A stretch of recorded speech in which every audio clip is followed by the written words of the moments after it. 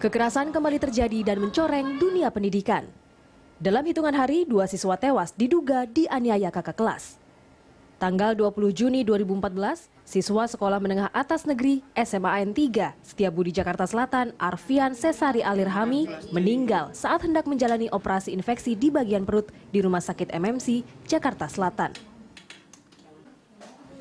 Sebelumnya, siswa kelas 11 IPA berusia 16 tahun itu diduga mengalami penganiayaan saat mengikuti kegiatan ekstrakurikuler pecinta alam Sabawarna di Tangkuban Parahu, Bandung, Jawa Barat.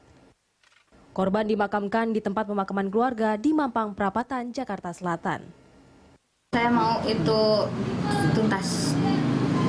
Kalau misalnya pihak sekolah pokoknya pihak sekolah jangan nutup-nutupin, jangan berusaha mengangkat. Tapi harapan saya itu memang tuntas sampai selesai, jangan sampai ada acak-acak yang lain, karena kalau acak saya udah nggak mungkin datang lagi kan. Penyidik telah memeriksa beberapa saksi dari pihak guru dan siswa. Polisi juga belum menyimpulkan penyebab kematian tersebut karena masih menunggu hasil visum lengkap dari Rumah Sakit Cipto Mangunkusumo, Jakarta. Namun dari hasil otopsi diketahui terjadi kekerasan dengan benda tumpul pada tubuh korban. Yang pasti bahwa hasil otopsi sementara menyatakan telah terjadi kekerasan terhadap korban. Sudah pasti.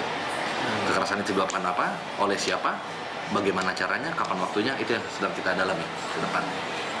Sementara itu, selang 3 hari, tanggal 23 Juni 2014, di Tegal, Jawa Tengah, seorang siswa Sekolah Usaha Perikanan Menengah SUPM Tegal tewas diduga dianiaya kakak kelas. Galih Masruki meninggal dalam perjalanan ke rumah sakit. Polisi menemukan sejumlah luka lebam di dada korban. Penganiayaan terjadi Minggu malam 22 Juni saat korban diajak makan kakak kelasnya di rumah salah seorang tersangka di Desa Bongkok, Kecamatan Kramat, Tegal. Polisi menahan 19 siswa SUPM Tegal. Bahkan 18 diantaranya telah ditetapkan sebagai tersangka. Kita keluarkan dari sekolah, status siswanya kita cabut. Cuman itu, Pak? Iya. Kemudian proses hukum berjalan sesuai dengan ketentuan yang berlaku. Kalau dari sekolah dia kita keluarkan. Hingga kini polisi masih mendalami motif penganiayaan dan mengejar pelaku lainnya. Diduga penganiayaan melibatkan puluhan siswa. Tim Liputan Berita 1. Ya, bisa kekerasan di sekolah yang diduga dilakukan sesama siswa kembali terjadi. Bahkan dalam hitungan 3 hari, 2 kasus terjadi hingga menelan korban. Untuk membahasnya sudah bersama kami di studio Komisioner Komisi Perlindungan Anak Indonesia KPAI, Ibu Titi Haryati, dan nanti kita juga akan berbincang bersama Kepala Dinas Pendidikan DKI Jakarta, Bapak Lasro Marbun. Apa kabar Ibu? Terima kasih sudah hadir di studio kami hari ini. Oke. Pak Lasro kebetulan sudah bergabung bersama kita di line telepon ya. Apa kabar Pak Lasro? Terima kasih sudah bergabung bersama kami. Oke, sebelum kita kemudian ke Pak Lasro, Bu Titi, apa yang kita lewatkan sehingga ini terjadi lagi? Ya, ini kan kejadian-kejadian sekolah itu terus terjadi ya, dengan libur begini kemudian anak membuat suatu kegiatan-kegiatan gitu sehingga kurang kontrolnya dari suatu sekolah gitu. Oleh karena itu ketika mengatasnamakan suatu kegiatan sekolah, maka sekolah mempunyai tanggung jawab yang besar gitu, terutama adalah kepala sekolah.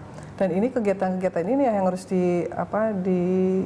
diawasi, diberikan bimbingan gitu. Paling tidak ada suatu pemberitahuan kepada sekolah gitu, sehingga anak tidak dilepas begitu saja gitu. Kemudian kegiatan-kegiatan libur panjang, ini kan liburnya panjang setelah ujian. Nah ini yang kadang-kadang kesenjangan-kesenjangan seperti ini, ketika anak tidak ada kegiatan, maka ini akan terjadi suatu perkelahian. Kemudian bermain bebas, kemudian rekreasi ke tempat yang membahayakan lah bagi anak sehingga kurang memberikan suatu perlindungan kepada anak. Oke, kita ke Pak Lasro, masih bergabung bersama kami. Ya, Pak Lasro, sebetulnya sejauh mana ini kemudian pola pengawasan ataupun sosialisasi kepada sekolah-sekolah untuk kemudian lebih banyak melakukan pengawasan terhadap siswa-siswanya, apalagi dalam masa orientasi yang kemudian sebentar lagi akan tiba dan juga masa ataupun aktivitas dari siswa yang dilakukan pada masa libur sekarang. Ya, makasih Pak, makasih Mas, makasih Bu Titi dan seluruh pemirsa Berita 1. Saya mukakan sebenarnya kalau organisasi kita dari pendidikan ini cukup komplit.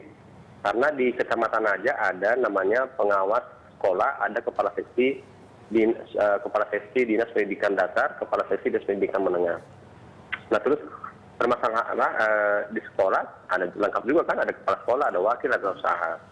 Nah pertanyaannya memang kenapa kok bisa seperti ini gitu? Memang kita kan kalau dari mengandalkan pengawasan semata, saya kira memang bukan jalan solusi terbaik. Tetapi sebenarnya bagaimana manajemen sekolah itu mengetahui, bisa memilah-milah mana yang berbahaya, mana yang tidak. Mana yang dibutuhkan, mana yang tidak dibutuhkan. Mana yang bisa dilepas, mana yang tidak bisa dilepas gitu loh. Nah ini, itu barangkali lebih penting banget gitu. Kalau pengawasan, ya namanya manusia gitu. Manusia itu kan unik, paling lengkap, dan dia punya strategi, dia punya seni untuk lepas dari seperti itu gitu. Maka saya sesungguhnya, sejak saya kepala dinas sudah ngomong gitu, mana kita rubah budaya ini gitu. Pendidikan budaya keluhuran, budaya kepedulian, perhatian, humanisme gitu. Bukan budaya yang lain gitu. Memang ini ya katakanlah apa yang saya bicarakan itu barangkali sepertinya belum berhasil secara menyeluruh.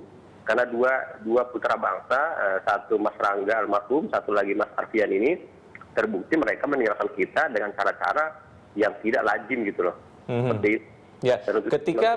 Ya, Pak Lasro, ketika pola pengawasan sudah kemudian dilakukan, evaluasinya sejauh ini seperti apa? Ataupun pola untuk melakukan evaluasi, apakah pengawasannya sudah berjalan dengan baik atau tidak? Sejauh mana ini sudah dilakukan, Pak Lasro?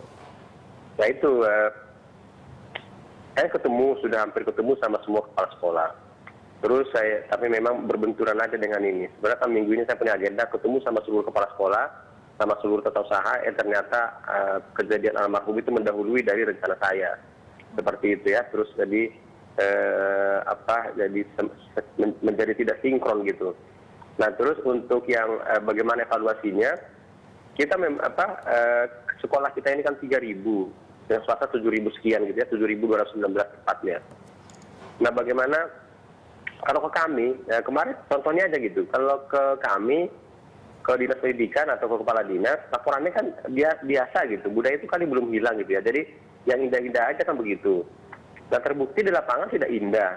Bahkan dalam beberapa, langsung saya ke lapangan, itu juga ya masih antara laporan yang informasi dan data di sana ke saya, tertulis ke saya, berbeda dengan di lapangan.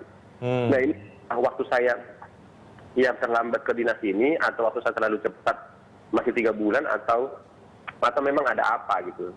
Kalau saya yakini bahwa ada satu nilai memang yang hilang.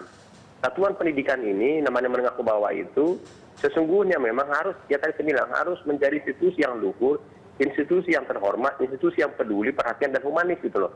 Bukan institusi yang lain gitu. Nah ini memang sudah berkali-kali saya pertemuan, saya katakan, tolong kita kembalikan begitu.